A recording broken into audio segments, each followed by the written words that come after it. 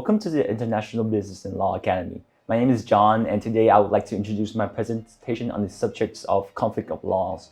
So first, we should to discuss one case study to understand about the natures and function of dispute resolutions and what does conflict of law means and the right and obligations of the parties involved.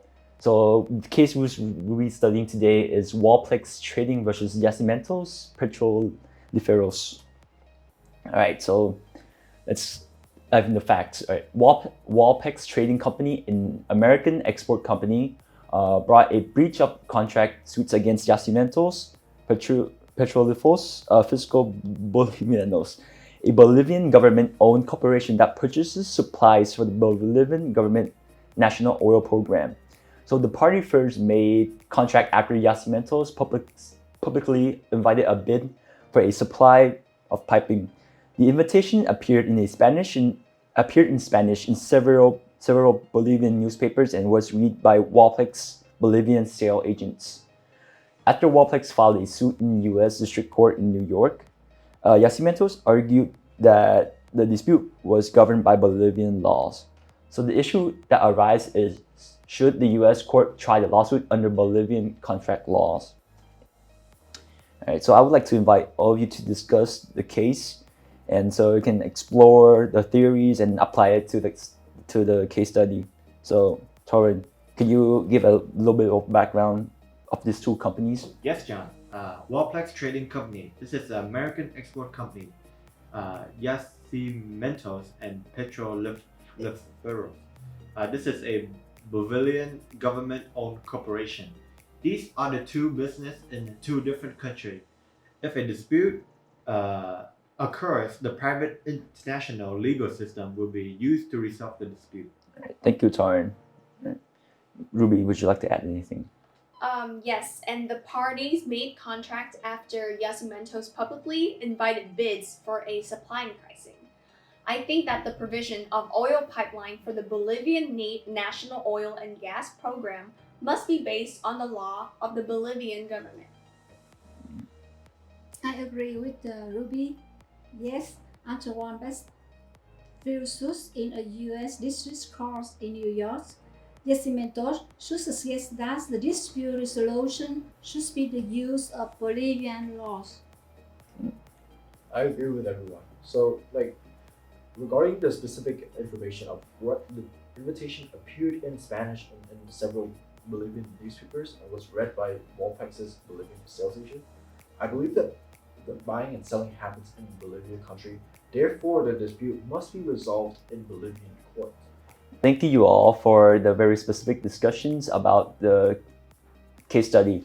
And so before we dive further into the case study itself, we need to review the theoretical part of the research paper. So what does conflict law mean, Ruby? So conflict of laws is the difference between the laws of two or more jurisdictions with some connection to a case, such that the outcome depends on which jurisdiction law will be used to resolve each issue in dispute. And the conflicting legal rules come from the laws of international legal system. All right. So Torrin, do you have anything to add? When the parties of contract does not specify which body of law governs their dispute, it is to determine by the rules of the forum where the lawsuit occurred.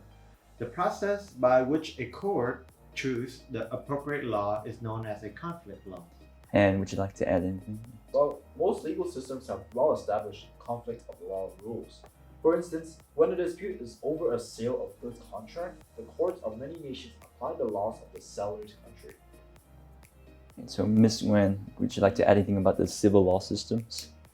In the civil law system, conflicts of laws determination tend to be derived from a mechanical application of each nation's codified procedures for selecting the governing law.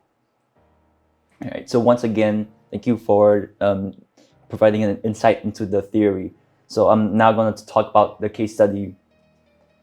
So the decision here is yes, although it's unclear whether the parties agreed in advance to be bound by the law of Bolivia, that issues need not to be resolved because this action should be governed by the Bolivian laws, even in the absence of such an agreement. Pursuant to the conflicts of law rules, of this forum, the governing contract should be the law of the jurisdiction having the greatest interest in the litigation.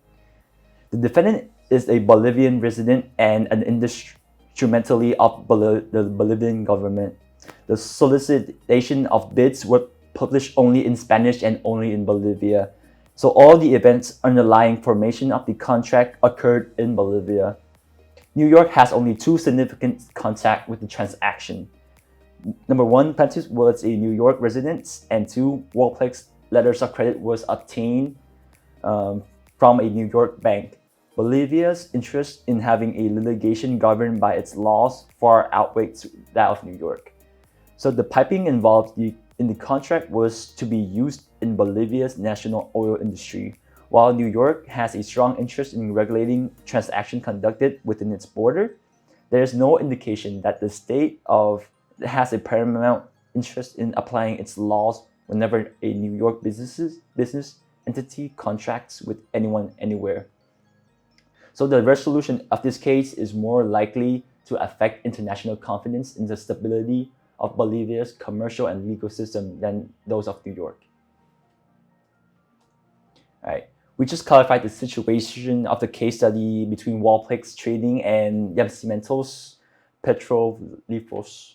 Thank you all for studying and discussing, and thank you to the International Business and Law Academy and Dr. Son.